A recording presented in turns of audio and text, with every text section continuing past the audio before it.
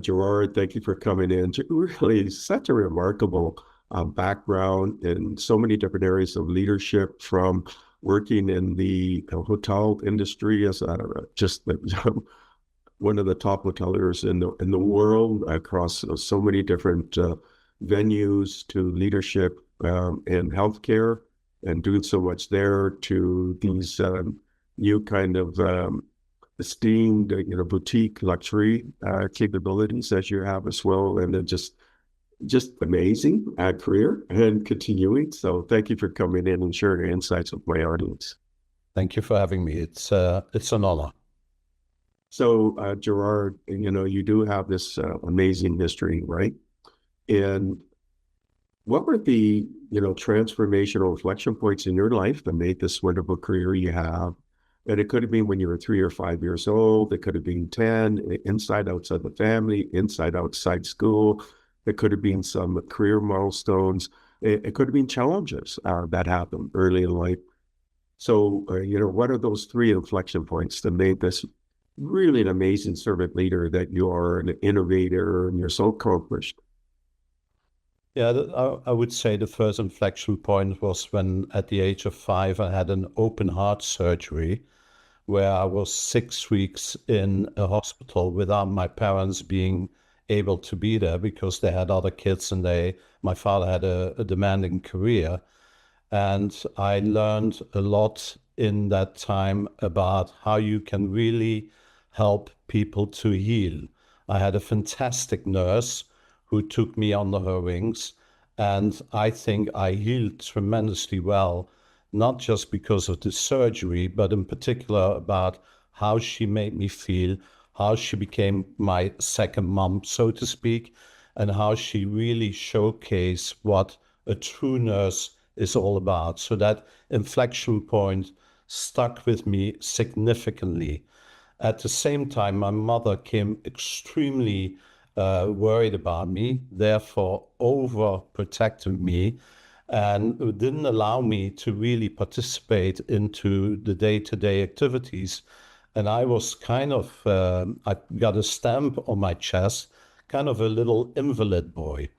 And that created within me an incredible passion and drive to prove that I wasn't an invalid and that I could do exactly the same as the other guys or girls, and that I could even do better. So that gave me that drive, that spirit to really go out there and really make a difference by creating unique, special services and programs for the customers I ultimately was going to serve. And then my third was when I moved into healthcare from the luxury hospitality industry. I believe I'm a hotelier who proved that hospitality can actually heal. At Ritz-Carlton, I opened 26 Ritz-Carlton hotels, and I learned the science of culture, because in my opinion, culture eats strategy for lunch. And if you have the right culture, you really will impact all your outcomes, including your financials. And I've proven that at Henry Ford Health System, at Ritz-Carlton, and at Cancer Treatment Centers of America. And then at Henry Ford, I built hospitals like a resort. And the outcomes improved because people felt respected. In healthcare, the culture is sick. As you know, doctors are completely overwhelmed, so are the nurses. And the culture we create for them has nothing to do by treating them with trust, respect, and dignity, involving them in the decision-making, empowering them to do what they're most talented at. Instead, we put them in an environment of hierarchy, bureaucracy. We have millions of committees and nothing gets done. And you would assume that a healthcare industry would be one of the most innovative industries in the world. And it's not happening. And look at the outcomes. It proves that the system is sick. And that was another inflection point for me to go into healthcare and to prove that it can be done differently. And I had the honor to open a brand new hospital, 300-bed hospital in the outskirts of Detroit, Michigan. And we, from the get-go, created a whole new culture. We became servant leaders. We didn't have a million committees. We didn't have hierarchy. We didn't have bureaucracy. We actually empowered our most important assets, our people, to do what they knew best for the purpose of the patients, which, by the way, I call guests, because they are guests in my house. They're not patients. I didn't put that stamp on their chest that they were a patient. They were a guest. And through that, we prove that if you have a healthy, strong culture, that people feel valued. When people feel valued, they will engage emotionally much better with the patient. And by the way, their innovation ideas will triple. And by the way, they automatically cut out waste for you without you even having to worry about it. And by the way, they will not leave you for a couple of more dollars because now they feel valued. And therefore, all your outcomes, including your financials, are just a byproduct because the culture drives the outcomes. And we were very proud that we actually could prove that in the traditional healthcare world in the United States by being very innovative, but making the people the most important focus in driving the outcomes. You know, that's really, really fascinating. So, I mean, at a very early age, you have this heart surgery and you experience just amazing care from a caregiver. And I could see that being inspirational and incentivizing you to get into healthcare and appreciating that kind of empathy and support. And you instituted that kind of connectivity even when with the Ritz-Carlton and the 26 Matching Park properties. You did that with the Henry Ford healthcare system, then cancer treatment centers, and now with with Lumera. I mean, it this caring empathy. It's like being part of the family. So I can see that's such an important part. And then you indicated, your mother was very protective, and that made you strive to kind of shed, that protection in a way and overachieving and you did that. And then of course, this constant sort of realization that you're co-creators with your colleagues. There is the hierarchy gets in the way. You work together. You create a safe place so people can innovate, and they are appreciated and respected. And that's throughout everything that you've done. So I can see all these threads working together. So that's quite remarkable. Starting though with your heart surgery. And it's interesting, Stephen, that there are a lot of critics. Yeah, well, all this focus on culture is not going to make you successful. By the way, we also didn't position the hospital as a hospital. We positioned it as a community center for well-being. And therefore, we created activities and programs to attract healthy people to come to our community center of well-being, to help them to stay healthy, and therefore that they didn't have to come to the hospital. And all these programs and services I didn't get reimbursed for. But because of our unique focus on culture, all our outcomes were benchmarkable. We had the highest patient engagement scores in the US. We had the highest employee engagement scores, not in healthcare, in the service industry. We were beating Ritz-Carlton and Four Seasons. All our clinical outcomes were benchmarkable, and we were 18 months ahead of being cash flow positive, 2 years ahead of being profitable. And so that shows that if you create the right environment, the right culture, your people, the most important assets, they will drive success for you. But as you know, often we leaders right away focus on profit.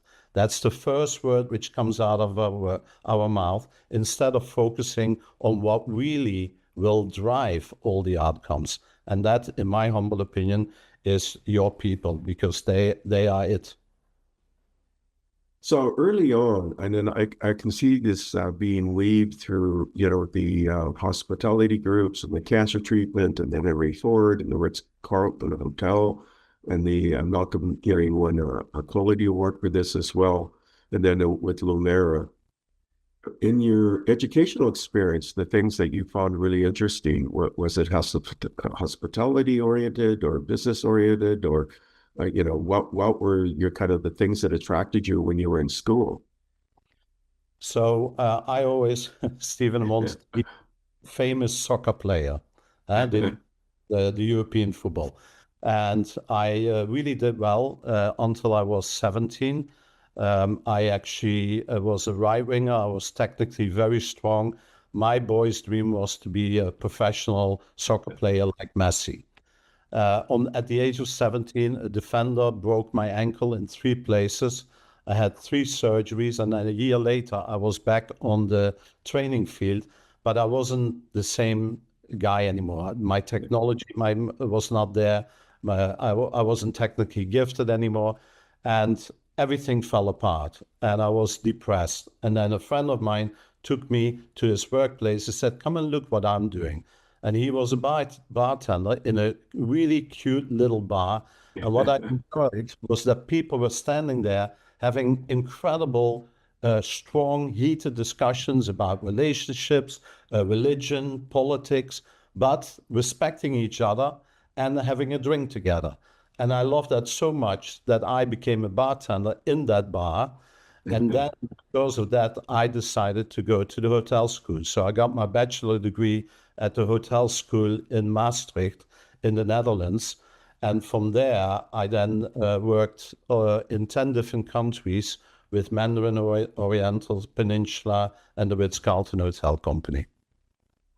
Wow, so that's really incredible. So you have this sort of dream of being an athlete and a professional soccer player, and then you have this kind of misfortune, but it really wasn't a misfortune. It just opened up other opportunities for you, right? But it was meant to be. Yeah, and then you work at a bar and you go, wow, I like this atmosphere. There's magic happening here. And you end up working as bartender, and then you go to hotel school, and that gets you into the Mandarin and things like that. And the Ritz Carlton Hotel Company with increasingly increasing your leadership roles, and you were instrumental in opening 26 luxury properties around the world, and that led you to winning the Malcolm Baldrige National Quality Award in 1999, which is a really recognition of your leadership, customer focus, and operational performance. But weaved with your narrative, your personal narrative of challenge and overcoming it, and then not only overcoming, but seeing the opportunities that it's presented itself, and that made you very empathetic. That made you a servant leader. That made you, as I mentioned, co-creating with the people that you're working with, because you're not employees; they're your colleagues, they're your friends, they're your family. So that's really, really interesting. So, and then little add to the bartender story. As a bartender, you really learn tremendous amount of people knowledge, because people actually open up to you. They tell you stories they wouldn't tell even their best friends. They really showcase themselves for who they really are, with all their frustrations, all their shortcomings, their relationship issues. They sometimes totally open up to you. So I learned a lot from those days about how individualized and unique people are, and that therefore you can't create a service organization and treat everybody the same. You have to learn that each guest, each customer is an individual with individualized needs, personalized needs, and we have to deliver on the unexpressed wishes and needs of our customers. That goes for any, in my humble opinion, for any industry. that's really, really interesting. So it's such a great lesson and working as a bartender, because you're dealing with individual uh, um, customers, but in essence, they're people who are in different story narratives, and they want to share those stories with you, and you have to actively listen, look at their responses, read these people, try to show that empathy and caring as they're expressing this, and that then left a more of an imprint based on what you've done before, and then you continued that ethos within the Ritz Carlton and and, resulted in winning the award. And then that followed, your hospitality success. You get into healthcare leadership as CEO of the Henry Ford Health System, where you led the development of this Henry Ford West Bloomfield Hospital. I say a $360 million facility position as not just as a hospital, but a community center for well-being. That's really, really interesting. So what made you jump from the hotel industry and then into the healthcare industry? What were the kind of the drivers for that jump? Well, I was at the Ritz-Carlton. I oversaw, after I opened 26 Ritz-Carlton hotels, I became a regional for 4 hotels in the Midwest, and I was based in Dearborn, Michigan. And one day, one of the professors, the MDs at Henry Ford Health System, Dr. Menon, he was the initial inventor of the Da Vinci robot for prostate cancer. And with that, the patients only had to stay 1 day in the hospital, but they had to be a couple of days before and they had to remain a couple of days afterwards. And he approached me and he said, could we create a comfort and care package in the Ritz-Carlton hotel for my patients so that they can really enjoy your service, they get my medical treatment, and then afterwards they recover in your facility. And they don't need drips, they don't need gowns, they're just like any normal guest. And so we did that with high success. And that led me to get an interest. Hey, I can bring hospitality into healthcare. And by the time I had that thought, Stephen, I got contacted by one of my most regular guests, and that was Nancy Schlichting, who was the CEO of Henry Ford Health System, 5 hospitals, 30 medical centers, and said, we're opening a brand new hospital, and I believe that you should be the one who is going to be the CEO, because I've observed you in the Ritz-Carlton, and I have one chance to make a difference with this hospital, and I believe you can do that.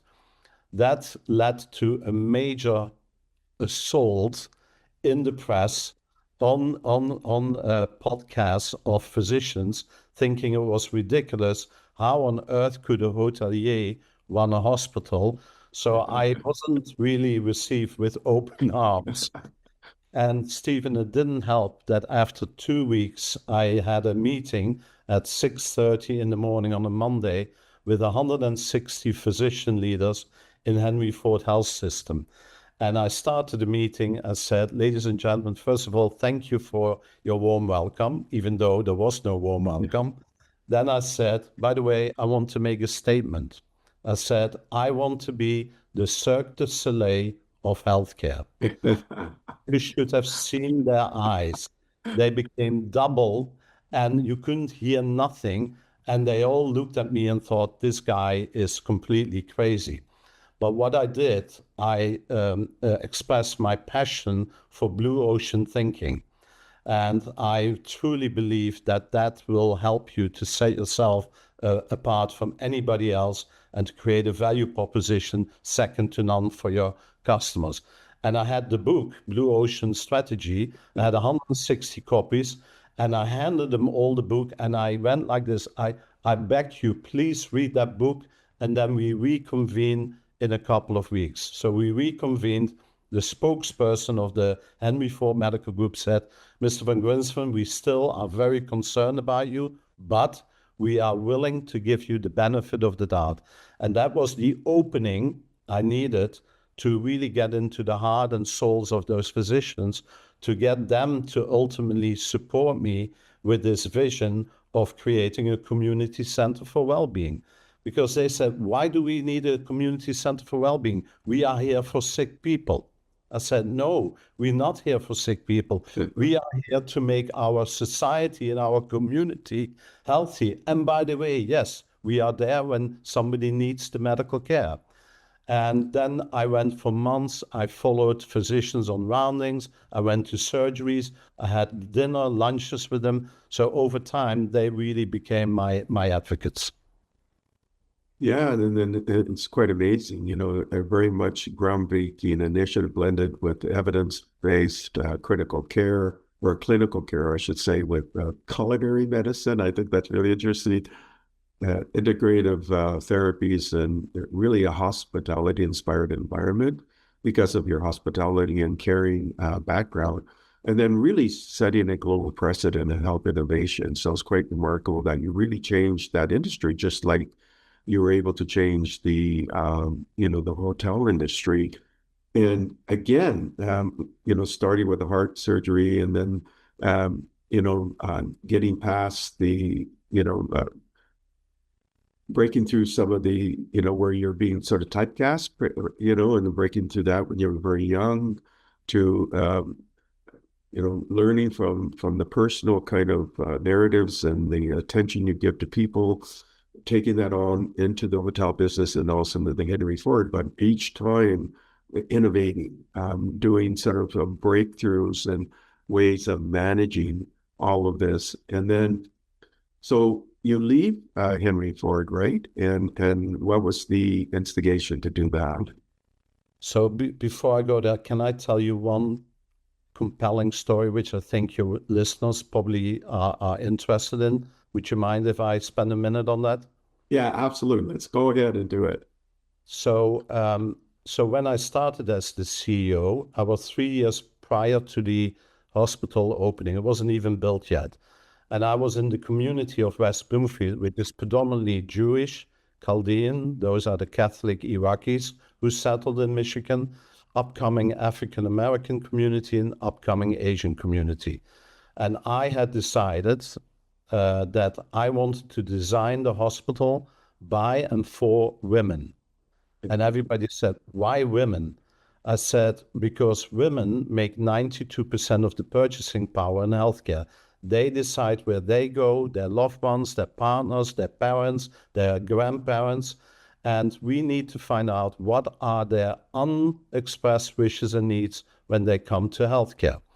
So I said, how do I know what a 60-year-old Jewish woman wants versus a 30-year-old Jewish woman? And what's the difference between a 30-year-old Jewish woman, Chaldean woman, Asian woman, and African-American woman? So I went to my marketing people and they said, that's easy, Mr. van Grinsven, we do a focus group.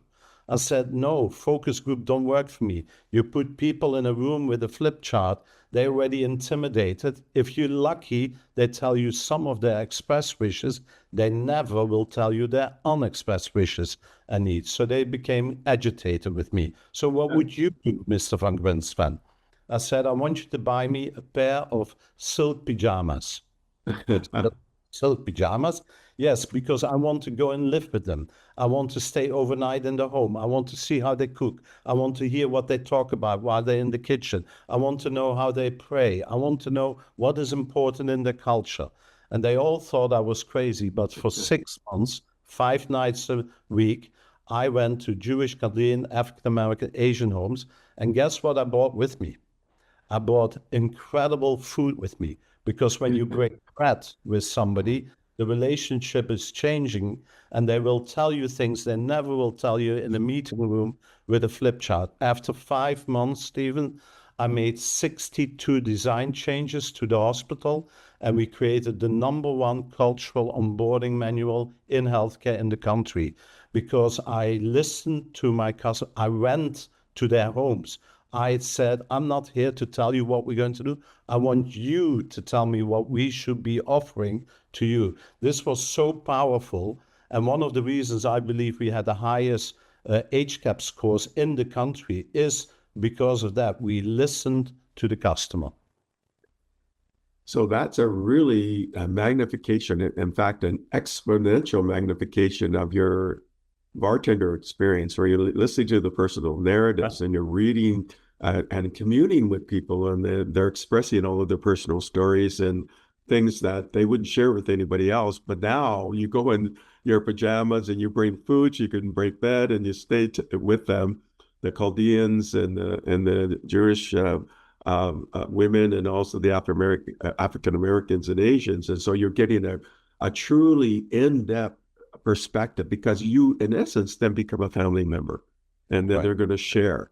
Correct. And then you implement that, make all of these modifications, and these upgrades then create, again, a continuation of that wellness, but very much centered on the woman's perspective out from the different communities, and becomes a model for the world. That's a great story. And you implement it, you execute it. And we instantly, the first year, stole significant market share from very well-established competitors who were kind of laughing at us. Oh, is it going to be Ritz-Carlton now? You will have a chocolate at your turn down at night, and they will serve afternoon tea. They were ridiculous. They were really laughing at us. But then we showcased that healthcare can be delivered in a different manner. And, patients don't have to be patients.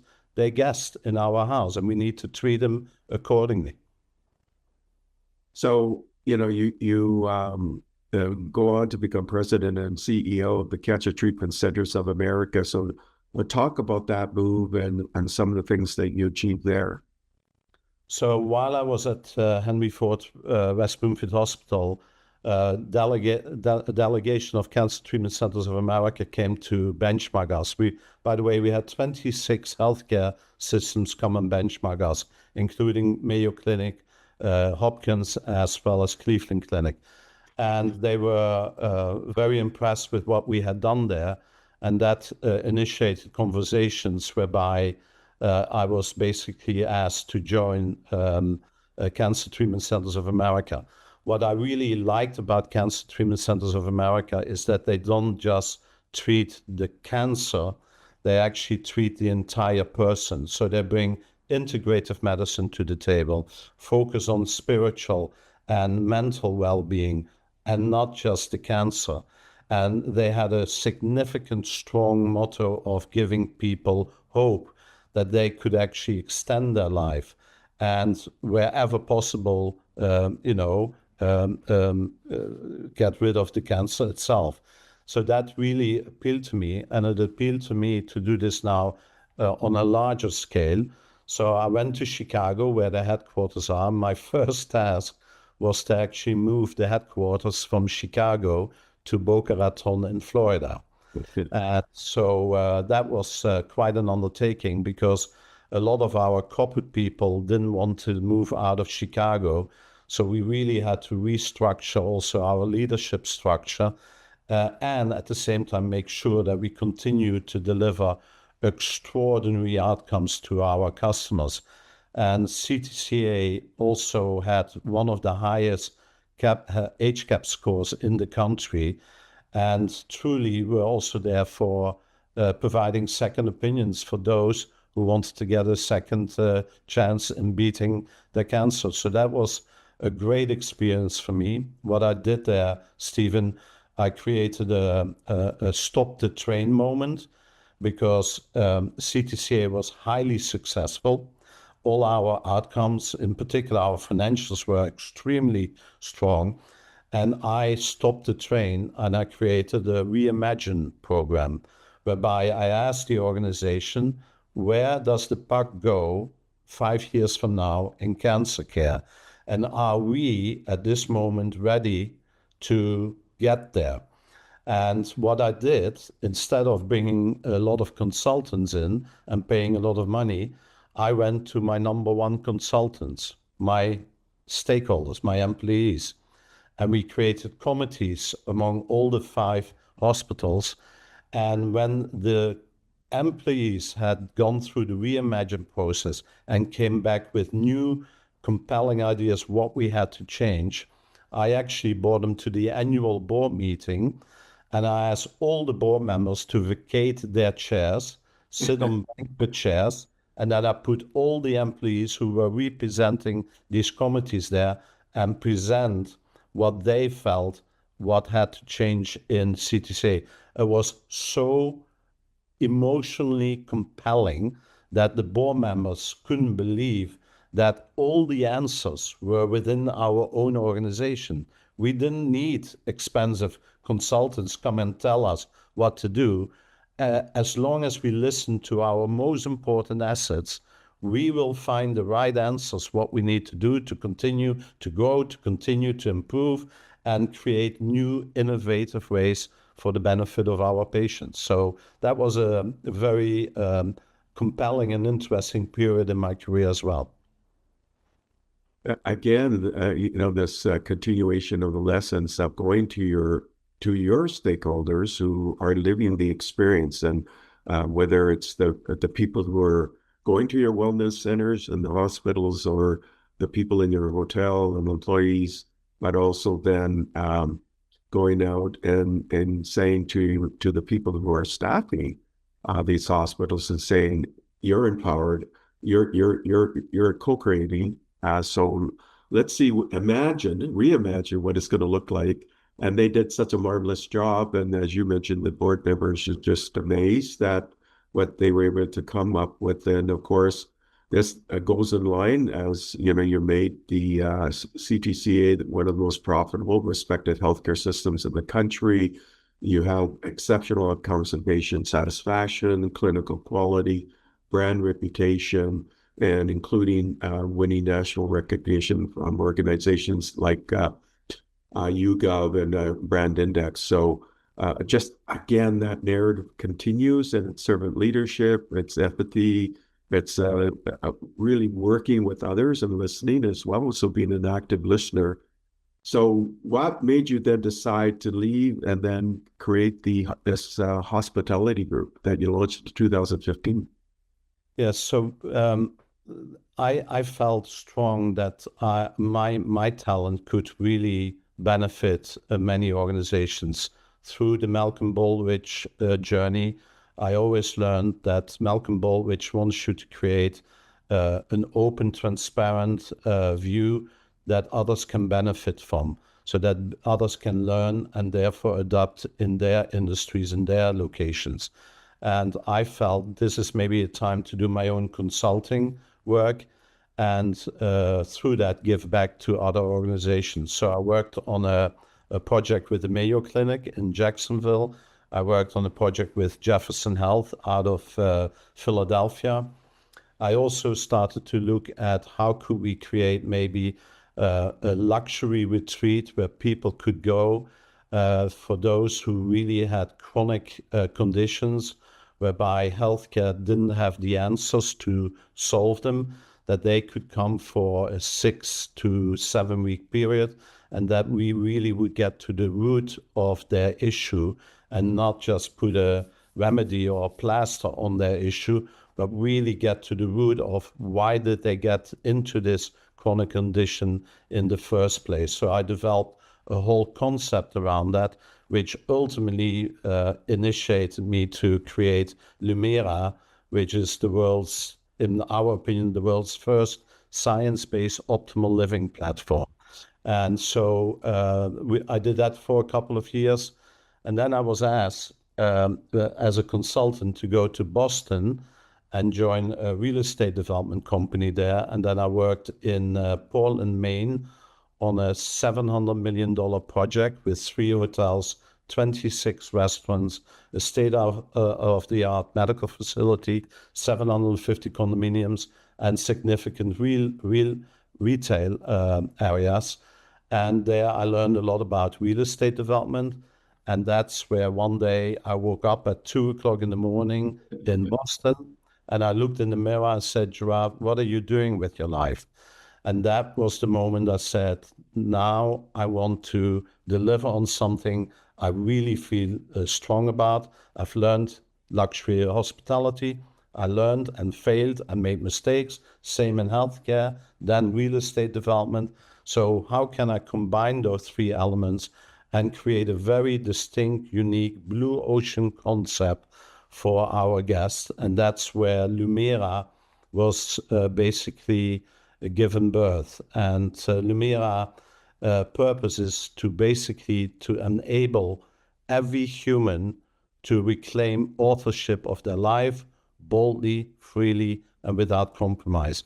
Because my frustration, Stephen, was that the luxury hotel industry is not what it is anymore today. As you know, many brands are being bought up by big players.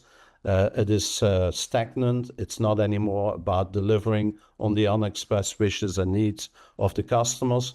and then my frustration in healthcare, knowing that healthcare is sick care and that therefore we're not impacting the communities at large. So with those two frustrations, I then said, what about if I could create a product, a brand, whereby based on scientific research and based on evidence-based programs, I can help people in their physical, mental, and spiritual well-being, but in a way that it is not just by coming to a retreat, by having a lifelong partnership, a lifelong relationship with our guests, that they see us as the only venue where they can go to learn to live their life in the most optimal fashion, but all underpinned with scientific research and evidence-based programs. But it will not look clinical, it will not feel clinical, it will not smell clinical. It will all be done in a healing environment, but underpinned with clinical excellence. That's how Lumera was given birth to about 2 years ago. You know, it's quite remarkable. So what are some of the seamless sciences that you're integrating into this well-being unified and transformative guest experience that combines all of your personal knowledge that you gain from direct interaction with people, and whether they were guests at your hospitals or in your treatment centers or in the hotel business, to really co-creating also with your colleagues in its different venues. And now you creating this unified environment, which has hospitality, but integrates lifestyle with different kinds of science. Can you describe some of that science that you're bringing in? Yeah, so in order to make sure that we did that, we had to attract 3 world-class physicians. One of them is a traditional physician who truly was one of the most renowned heart and vascular surgeons in Europe, trained in Houston. The second one is a lady from Argentina, Dr. Baroni, who is an MD, PhD, has 7 master's degrees, and has 6 children. And she is very, very much into precision medicine, longevity medicine, and real expert, connected well all over the world. And then the third one is Dr. Monti, who is one of the few chairs of integrative medicine in an academic healthcare system in the US. He founded the Marcus Institute of Integrative Health together with Bernie Marcus, who helped him to get this off the ground. So really unbelievable scientists and physicians who could bring that together. So with that, we created 6 pillars, which are around longevity and regeneration, around unity and social well-being, around metabolic health and nutrition, around emotional and mental balance, really important, as well, of course, around revitalization, physical activity, and aspiration and personal growth. So what they did, they then created what kind of diagnostics do we need to create? And then what are the corresponding treatments and services? And the unique DNA of our vision, Stephen, is that we start with having a relationship with our guests in the comfort of their home. We have a detailed intake call where we learn about their relationships, about the way they eat, the stress they have in their lives, how do they exercise, etc. Based on that intake call, we then bring diagnostics to the comfort of their home or in the vicinity of the home. And then together with the customer, we will design an individualized personal program just for them, even before they pack their bags. And then when they come to us, their health coach and mentor already knows exactly who they are, knows exactly what their program is. And we deliver that in a very luxurious setting, in a healing environment. And they will come and stay with us with a minimum of 5 days to 7 days or longer. But then the most important thing is that when they leave, we don't take their credit card, but we actually will give them 24/7 access to a health professional, not by leaving a message, by talking to a real person and giving access to our digital platform so they continuously get our support, because others in this world, they just don't help the customers to continue doing the right things. And therefore, as human beings do, they fall back in their old habits. And all that time and all that money they spend for that 7-day retreat is for nothing. So we want to create a continuum of well-being with our guests so they become customers for life and say, we cannot imagine a world without Lumera. Yeah, and I mean, I can see it very unique because it's a 360 holistic approach, very integrative and very unified. You're fitting the whole spectrum of hospitality and care with well-being together with the precision of medicine and the longevity and the regenerative medicine as well. You got top-tier advisors that are part of this. And because of your tremendous experience, you're integrating all of those decades of top quality execution into this Lumera experience. How many, where are you in terms of building the facilities and things like that? And we have 6 pipeline opportunities with 2 highly active sites, one here in the Netherlands, which is just a stunning site and a set in nature with a beautiful hospitality component, which is a little castle, and then the center of optimal living, which is our DNA, is going to be featured in a 16th century castle. So that's number one. And then we have an opportunity in Switzerland, Austria, in the US, and also one in the Middle East. So we are about to launch. We have worked very hard to put the infrastructure in place. We have 12 outstanding professionals on the team, and we can't wait to get started. This is tremendously exciting. So are you going to create a virtual person of yourself so that you could be digitally in your pajamas in essence and integrating with all of your guests because the technology exists, right? So. Absolutely, because AI is going to be extremely important. And as you know, we have to make sure that we use AI effectively and not that AI and technology is taking over. We always have to make sure that the personalization is there. And as a side note, Stephen, may I say, I look damn good in silk pajamas. You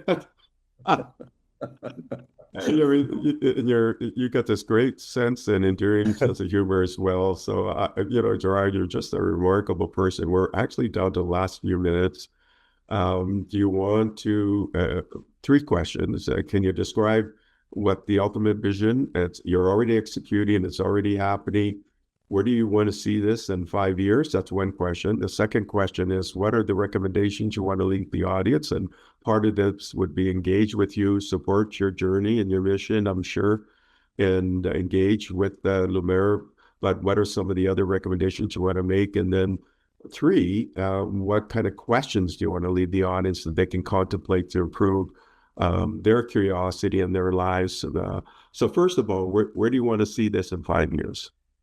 So I think 3 mega trends. I think in the next 5 years, longevity science will become the mainstream because of the work we are going to do at Lumera, and therefore we will instigate others to do the same. AI delivering precision at scale, very important that we effectively use AI and that we really redefine luxury itself by redefining it as regenerative. That luxury becomes a whole new norm, not something which now we think, oh, it's going to a 5-6-star deluxe hotel with marble, etc. So the future winners won't be those selling wellness weekends, but they will be the ones who will be given our people freedom to live with purpose, with vitality, and intention. And that's Lumera's vision. That's remarkable. And then, go ahead. Go ahead. And then I think it was the advice to leaders and entrepreneurs. And then recommendations you want to leave the audience, and then so that'd be advice and things like that, and then maybe a couple of questions you want to leave the audience. You know, the leaders need to unleash themselves to design their life and the life of their people who work for them and the guests with courage, and not be stuck in what is so-called expected. Be daring, be willing to take risks with courage, but measure it with discipline. And don't just chase trends, because I see often also in the whole wellness world, everybody is chasing trends, shape categories. And never forget that leadership is all about enabling your people to reclaim authorship of their own story, whether it's guests, whether it's their employees. Unleash those people and deliver on their unexpressed wishes and needs. I feel often there is an arrogancy in the service industry that we know what our customer wants.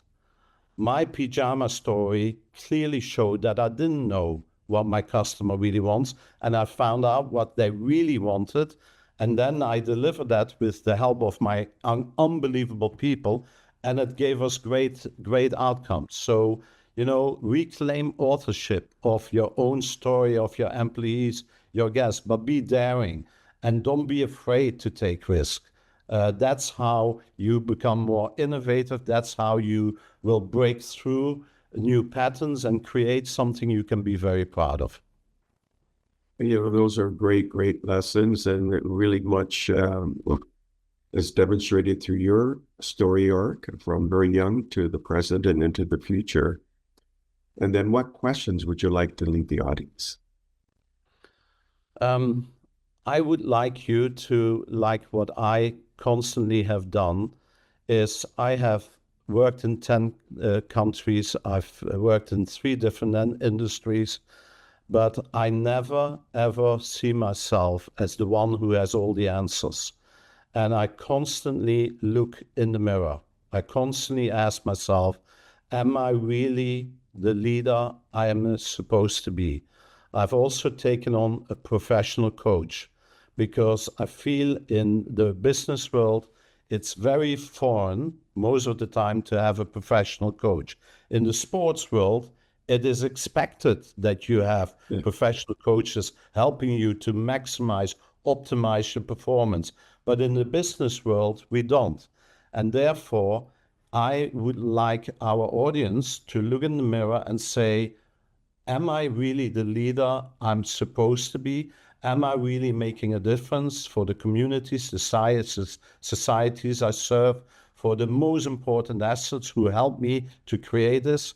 Should I maybe go and get some professional coaching to always stay alert in how I can even optimize the overall performance of my organization?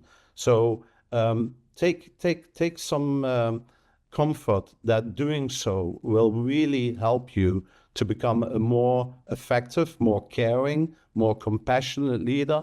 And therefore, the rest will be done by your workforce, because they will follow you, they will respect you, and they will go beyond the boundaries of imagination. Well, those are remarkable, a vision for tomorrow, together with recommendations to the audience, and then great questions of looking in the mirror and say, and be transparent with yourself, right? And like you said, business people should actually take on coaching as well to improve, to optimize in different ways, and look around corners that they may not be to see themselves. Gerard, I really enjoyed this conversation with you. You definitely are a transformational leader. You have a great story that you shared with the audience, and I want to thank you for all of the magnificent, wonderful, contribution transformations you're making to the world and continue to do so. So thank you again. Well, it was a real honor for me, Stephen. Thank you so much for giving me this opportunity. Thank you for listening to the Brand Called You videocast and podcast. A platform that brings you knowledge, experience, and wisdom of hundreds of successful individuals from around the world. Do visit our website www.tbcy.in to watch and listen to the stories of many more individuals. You can also follow us on YouTube, Facebook, Instagram, and Twitter. Just search for the brand called You.